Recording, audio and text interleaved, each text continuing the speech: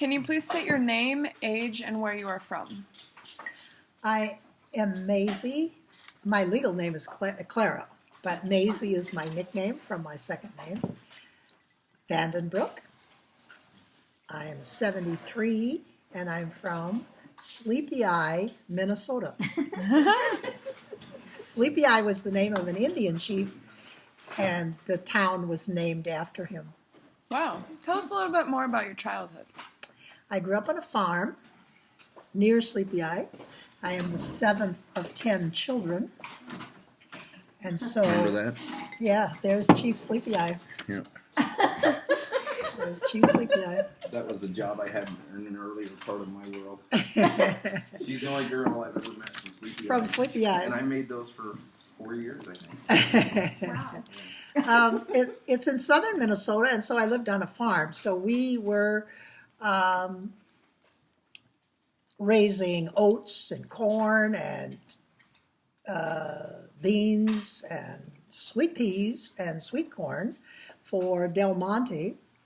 And then we would get on the bus and go to, when we went to junior high and high school. But when I was in grade school, I went to a little country school out in the country, and there were 6 grades in one classroom, and it was a very good school. But there's some very nice advantages to that, because when you were finished with your 10-minute class in reading, then you could sit there and listen to 2nd grade, 3rd grade, 4th grade, 5th grade, and all the other classes. So you could, it actually worked very well for accelerated students, because you could plug in on older things. Mm-hmm. So people are very critical of the little old country schools, but actually some of them, depending on the teachers, they were excellent. Mm-hmm. So how, why, and when did you come to Cordova? I came to Cordova as a newlywed. Mm-hmm. I finished teaching the year in Little Falls, Minnesota. I was teaching art and math in high school. I taught 2 years there. And then Marv and I were married, and we came up here, drove our old, very old car up, and pulled a wagon behind us with all our stuff. And we didn't have jobs when we came up here, but we got jobs pretty quickly. Came to Alaska because he was in Vista, and he wanted to return to Alaska after his Vista experience. I want to tell you one more thing about my childhood.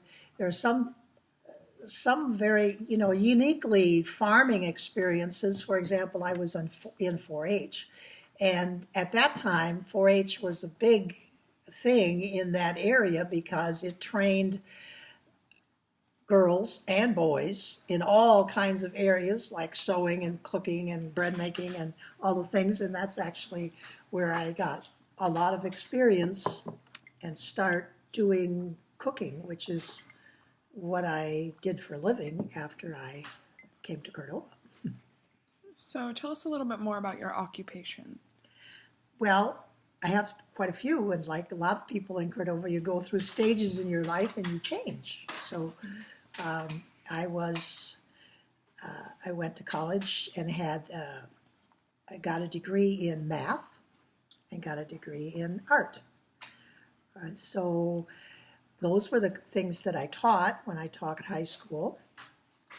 And when but I had a lot of other things that I was able to do. So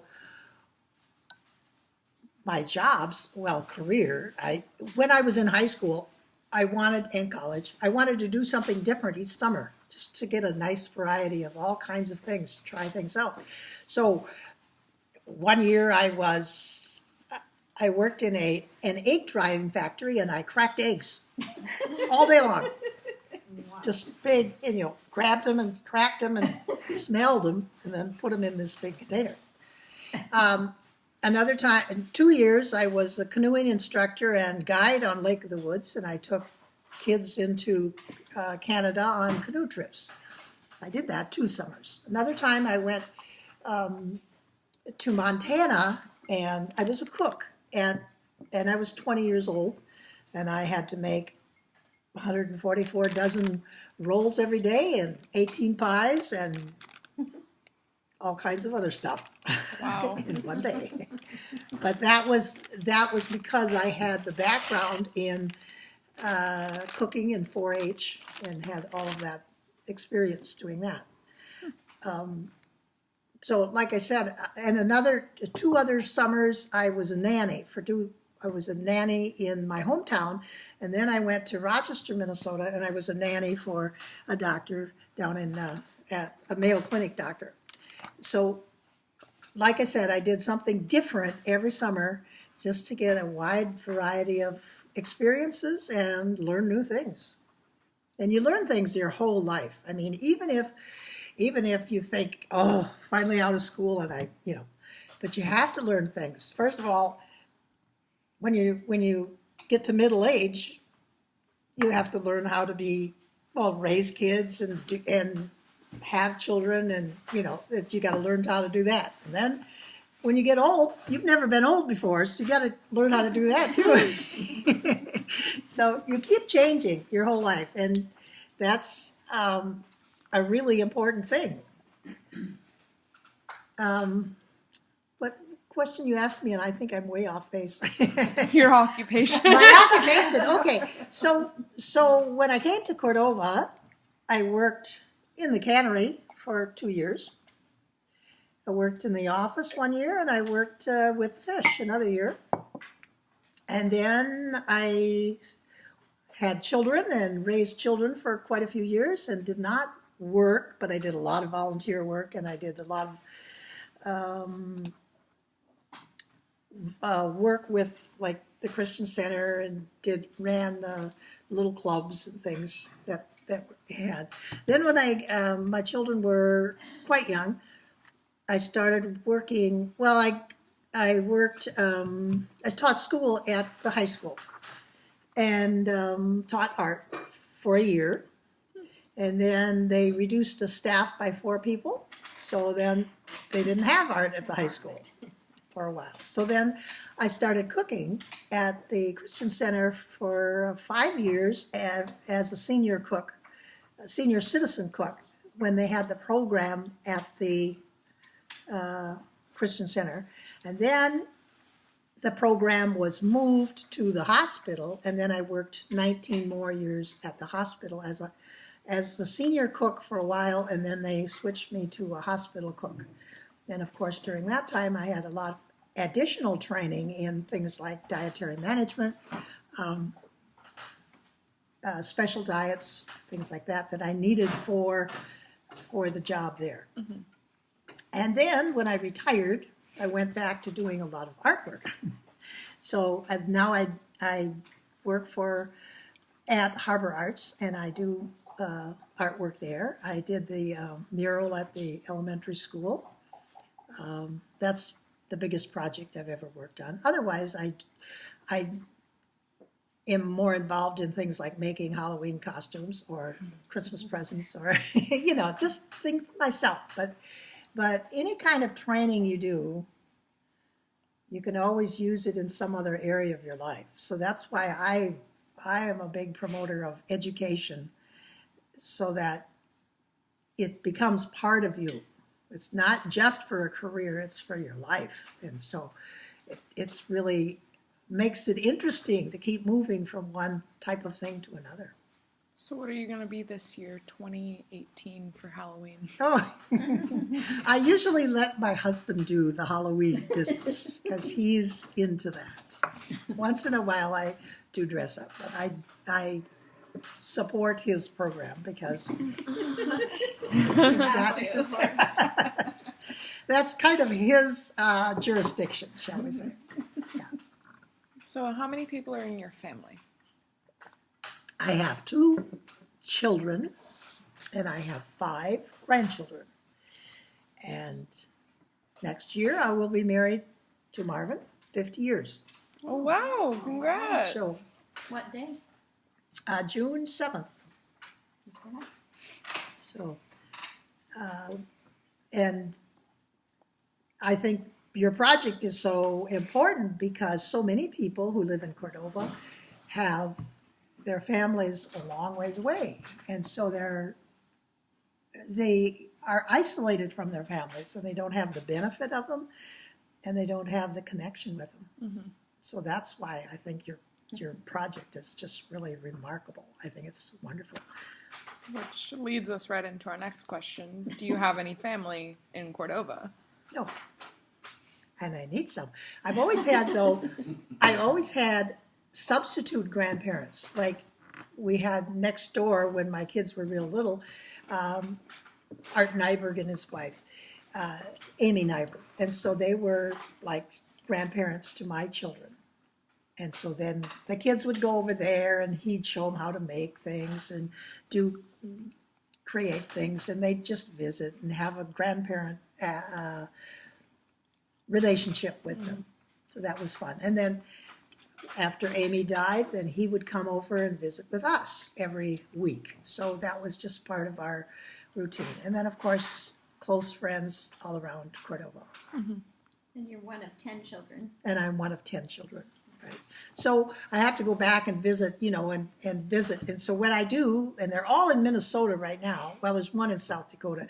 So when I go there, and I try to visit them in their own homes. So we started in one place, and then I go all around Minnesota to visit all these people. And Marv I go with Marv to Wisconsin, where he grew up, and then we go around to his relatives too. So, where have you traveled to? I've traveled to Mexico, very briefly. I've been to Hawaii, and I took a class one time from the community college here in Cordova to Washington, D.C. and New York City. And I've been to Canada. So that's, I have never been to Europe. Bucket list? What? Is it bucket list? No, not really. Mm-hmm. I don't really want to be in a situation where I have a language difficulty. That feels scary to me. Yeah. Mm-hmm. So, what would you share about Cordova? About Cordova? Yeah. Well, I know that a lot of young people can hardly wait to get out of here. But I also know that you'll all miss it terribly when you do. My daughters love coming back. They just want to do all the things they did when they were younger. Cordova has a good community support system. And even if you don't have family, you can create the support system if you want to. I mean, if you want to be by yourself in the woods and nobody around, you can do that too. But you can create a really good support system. And that's why I think your project is so important and so wonderful, because it's part of understanding that that's important. Mm-hmm. And it's appreciated not only by the young ones, but by the old ones too. I like the fact that Cordova has outdoor activities. I grew up on a farm close to nature, and like I said, I did a canoeing base camp where I took kids into Canada. And so an outdoor environment has always been a big part of my life and still is. I mean, we go out yesterday morning, we went out and got wood, came back, saw moose, and it's just part of how we recreate is to get out and pick berries and hunting and fishing and picking mushrooms and just all kinds of things. Marvin said you process his meat. Right? You're what? You process Marvin's hunting or moose or... Oh, yes. I wouldn't want anybody else to butcher our moose, and I love it. And so do my daughters. They absolutely love. And Pam shot an elk 2 weeks ago with her muzzle loader, by the way. And she said, nobody else is touching that. I'm going to butcher it all myself. And she did. And she works full time, so she had to put it in a cooler and bring one big piece home every night. And after the kids are in bed, she would butcher the one piece meat. And then the next night she'd get another piece. She'd do that. So that's kind of, she got it, that kind of thing from me, because that's what I like to do. How has the world changed since you were younger? Oh my. A lot. The biggest thing is technology and how people can be connected, but they aren't always connected. I think people have kind of lost the ability to converse face to face because they're so busy texting, they're so busy phoning, they're so busy doing things that are not directly connected, that they have lost a lot of social abilities. One way that I used to do when my kids were young is my kids would do audio tapes, and then they'd play music, they'd sing, they'd talk to their grandparents, because when they grew up in Cordova, their grandparents were in Minnesota and Wisconsin. So I had to figure out ways to communicate. And so that's the way I solved the problem then, and you are working it out in another way.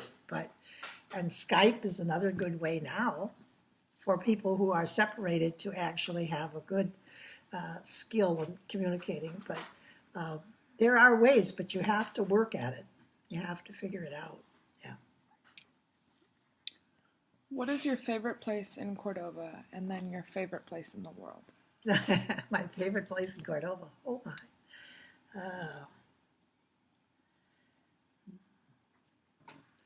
Well, I bet it's outdoor, but it's hard for me to select a spot because how things change so with the weather and with the environment and everything. Let's go with a classic Cordova day. Favorite place on a classic Cordova day. Rainstorm. Yeah, because then it would be, yeah.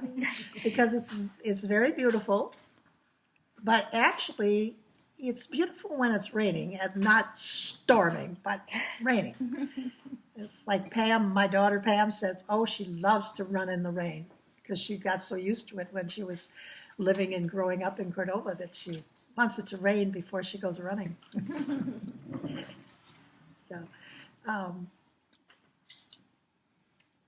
So I think Cordova is my favorite place in the world, even though, I mean, that's why I live here. You know, I could go someplace else to live, but I don't, and it's a choice. Wow. What has been your most extraordinary experience? Or top 3? This is the part where we kind of want you to tell us some stories about your life. Stories. Yeah. Oh, dear. Well, taking kids on canoe trips into Canada, that was one of the top stories from my younger years. And the reason it is because we took a lot of kids from the Minneapolis-St. Paul area, kids that were not used to the outdoors, kids that were, sometimes some of them were socially inhibited because they, for some whatever reasons, you know, they could have been sent to the camp by the courts. They could have been helped to get there for other reasons. There was a big mixture of people, of teenagers that went. And doing this, helping them experience life in a whole different way. And it was life-changing for a lot of the kids that went, because we had to live together in a tent for 4 days, 5 days. The one time there was a huge storm, and what happened was lightning started a fire, forest fire on an island. And of course, we didn't have cell phones, so we had to take care of ourselves.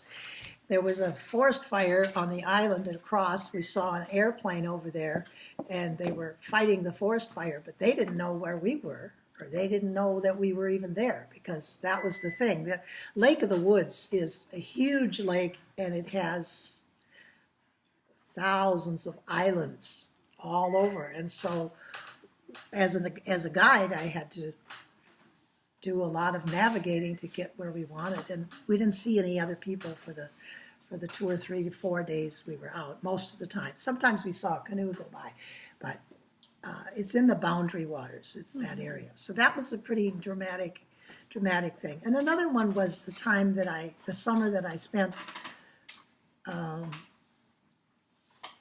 working in Glacier National Park for a summer.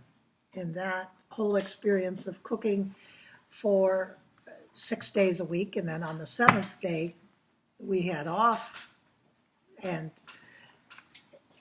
it was a whole community of college age students or high school juniors and seniors, and we would go hiking all over the park, doing all kinds of just really, we'd go 20 miles a day hiking, just running on the trails all over. And that was a very dramatic experience. Another dramatic experience is when I was in college, I started losing my hearing. Oh, wow. And losing it big time. And so then I had some surgeries, and I've worn hearing aids for 35 years. I had 2 surgeries, and they removed the stapes from my ears, one at a time, one in 6 months apart.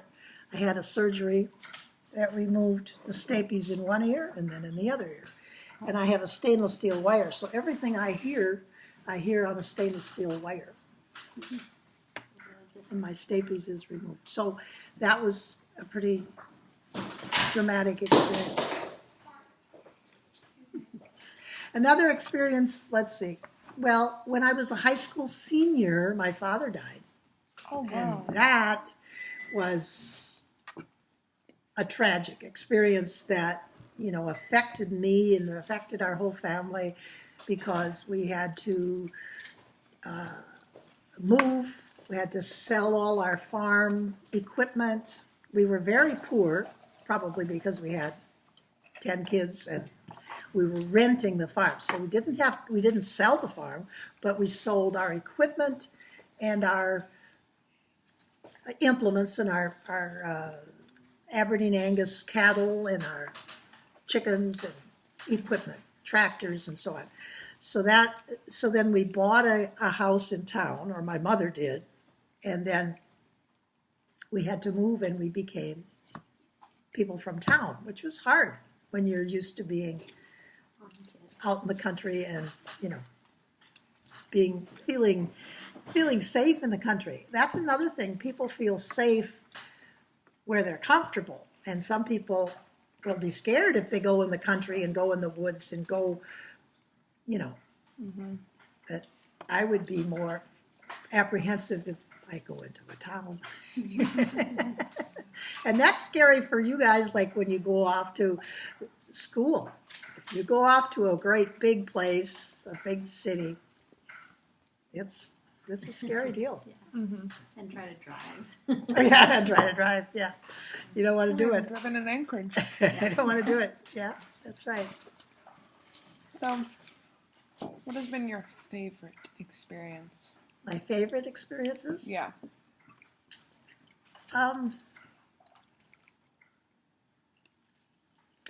Well, having a family was really important to me, and I guess that would be a favorite experience, because that was something that I had hoped to be a mother, and that was important. How does the word old make you feel? Well, I don't think I like the term too much. I'd rather you said experienced or wise. And you know what? People when they get old, they often emphasize things that they don't like as well, or they don't like about themselves when they get old. I mean, they get wrinkly, gray hair, you put on weight, you have maybe you have more responsibilities, you just all kinds of things that people bring up that are negative.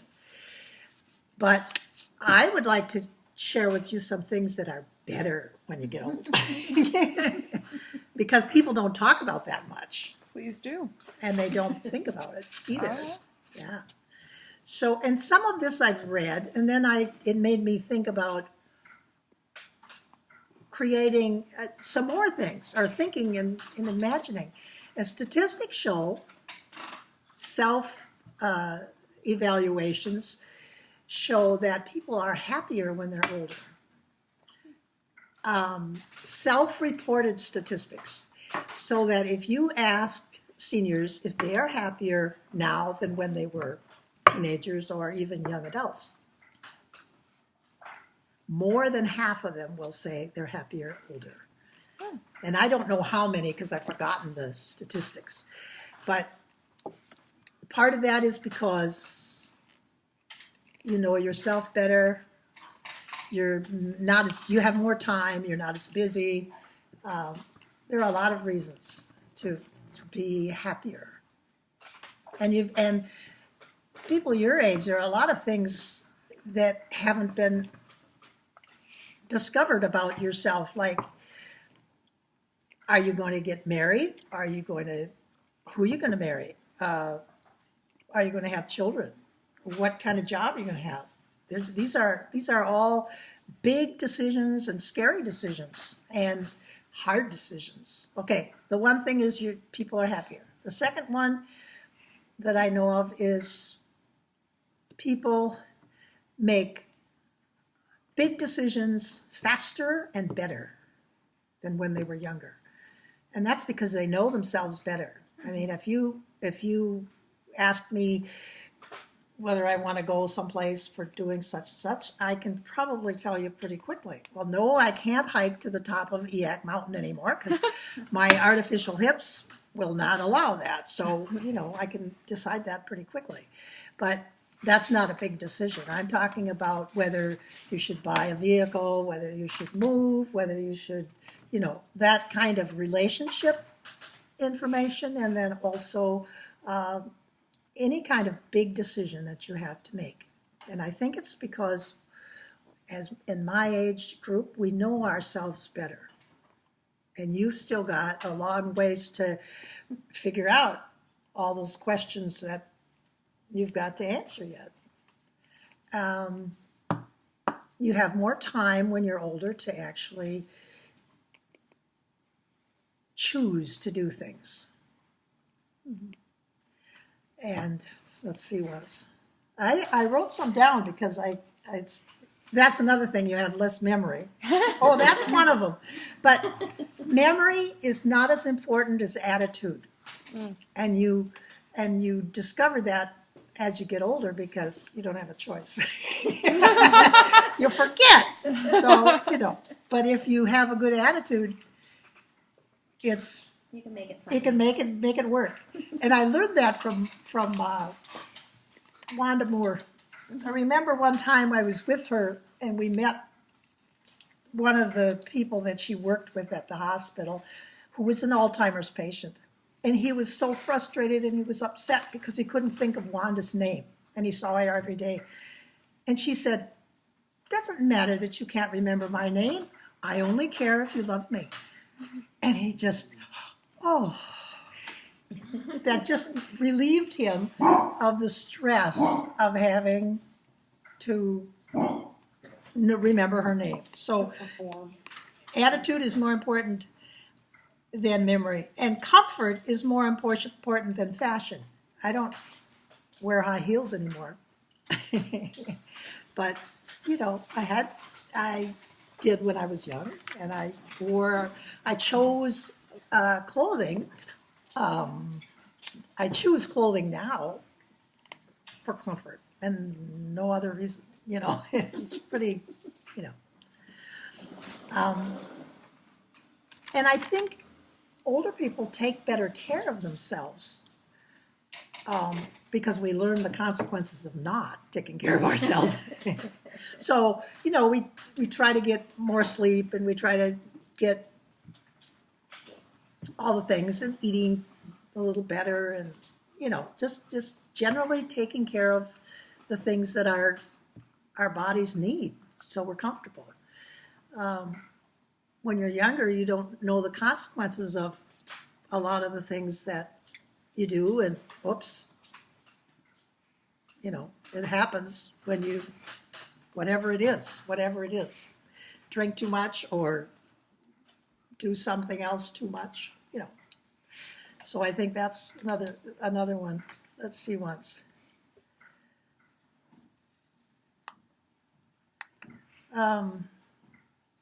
You have more time.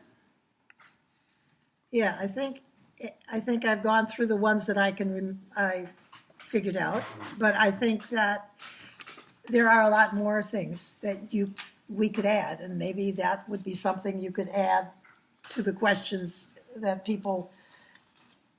you talk to people about, is something that's better when you get older. Mm-hmm. Because you hear about the things that are worse. And Mm-hmm. Well, actually, a lot of people have told us things that are better. Are they? Yeah. Oh, good. Because that shows their attitude is just really good. Yeah, then it makes a big difference. Okay. Before we move on to our last two questions, do you have anything else you would like to tell us? Well, a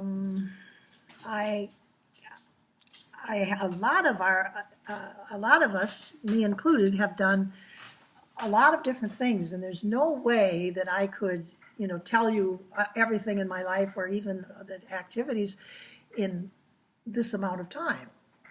And so that's the importance of planning it ahead and talking about it. But even with your own parents, now's the time to learn whatever they have that they could teach you that you might want to know sometime.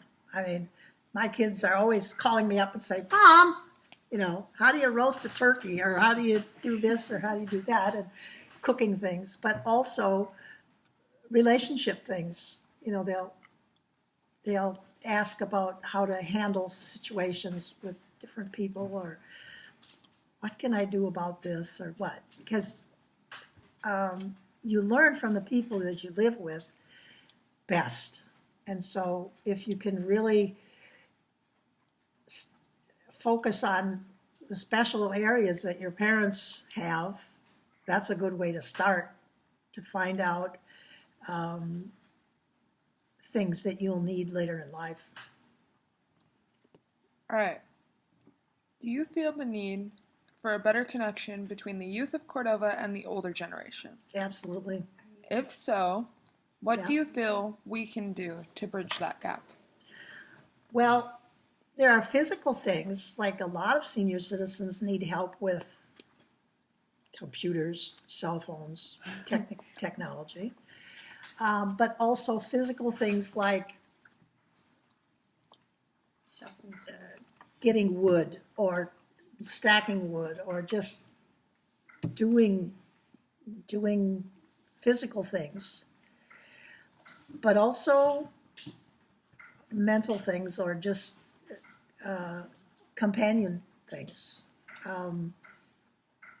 Going with somebody to some activity, or going to the something about sewing, or any of the skills that people have, sharing that with somebody. That's an important thing, and that's what I miss about not having my grandchildren around. Being able to share those things. So when I go down there, I have a list.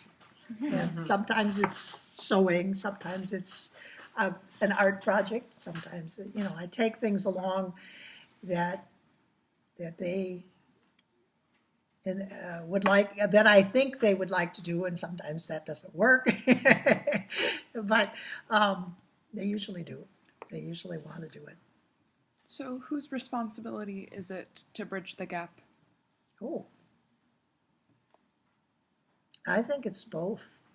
It's both the older generation, but it has to be an open. Mm-hmm. You have to leave the doors open both ways, because it's hard to bridge that gap. People are shy. People have whatever, But it is both. When people need help, they need to be able to ask for help, whether it's the young ones asking the older ones, or whether it's the old ones asking the younger ones. It's like Marv's hands. I don't know if you noticed how arthritic his hands were. They're pretty bad. Well, he's gotten to the point where he can't do a lot of things with his hands. So he has to ask me for help, and sometimes that's even hard for him. So if he has to ask me for help and it's hard for him, it's going to be harder for him to ask you to help him. Mm-hmm. So, but I keep telling him, you just keep asking for help when you're doing something that you can't do. And that's just with his hands. There are all kinds of things. And mental things too. Today I was talking on the phone with Pam, and I wanted to give her a recipe for something that she could feed her 3-year-old in the car when she's going on her long commute. So I had this recipe for meatballs. Well, I couldn't send her the recipe because I couldn't remember how to send it on my phone. and so, I had to do it another way. But that's the kind of thing. So when she comes in 2 weeks, I'm making a list of things she has to help me with. She has to help teach me again, because she already showed me. But she has to teach me again how to send a photo with my cell phone. What do you feel the older generation can do to bridge that gap?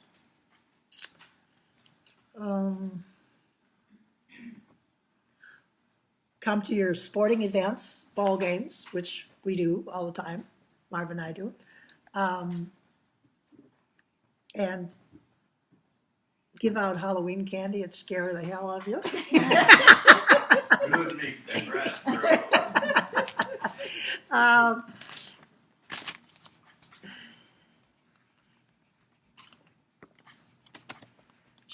It's a matter of sharing your skills. Make yogurt and kefir. And making yogurt and kefir or any other things. I mean, because I worked as a cook for 25 years or whatever it was, I have a lot of cooking skills that I could share with you. But I also have fur sewing skills and other types of homemaking skills. So there are lots of things. I mean, I can do the same thing with bread, a bread maker that I can do with that, and make all kinds of fun breads and things like that. Last question. If you could give any piece of advice to us, what would it be? Mm-hmm. I think it would be to learn all your life. That's just, and realize that all of us need to learn all our lives, because like I said, when you get old, it's the first time you've been old in your life, so you have a lot of things to learn about it. When you have your first child, you are learning how to be a parent. When you do things, and then the world changes, so you have to learn new things regardless. So when you are going off to school and learning and are going to face a whole lot of new things, you have to get help and advice from other people, but you have to be willing to listen. Well, like I said, it has to be a two-way thing. It has to be both groups have to help each other. Thank you.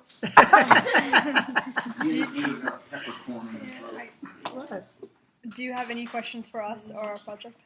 Mom, it's I might have to think about We're that. gonna have a day for that. Oh, never mind. Oh. We can cut that out. This is the learn. Yeah. Learn. I have one daughter in Corvallis, Oregon, and I have one daughter in Eatonville, Washington, which is close to Mount Rainier. She's a biologist and has a long commute, but she really enjoys her job. And the one who's in Corvallis, Oregon, she's a personal trainer. Wow. Corvallis, home of the